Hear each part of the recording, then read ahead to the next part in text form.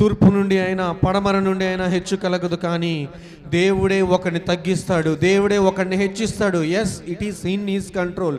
ఆయన ఇప్పటికీ అధికారంలో ఉన్నాడు, ఆయన ఇప్పటికీ సర్వాధికారము కలిగి ఉన్న దేవుడు.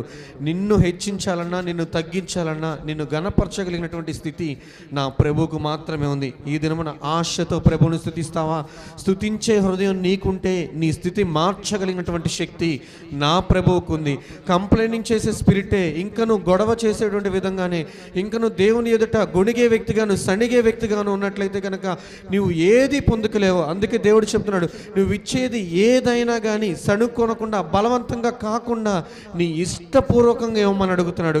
ఇష్టపూర్వకంగా ఎన్నాళ్ళు దశంభాగం ఇస్తూ వచ్చావేమో, ఇష్టపూర్వకంగా ఎన్నాళ్ళు దేవుని సన్నిధికి వస్తున్నావేమో, ఈ దినమున ఇష్టపూర్వకంగా ఒక్కసారి దేవుని స్తుతిస్తావా? ఈ దినం ఇష్టపూర్వకంగా దేవుడిని సన్నిధిని ఆహ్వానిస్తావా? ప్రభా, ఈ దినము నిన్ను ఆహ్వానిస్తున్నానయ్యా, నీ సన్నిధి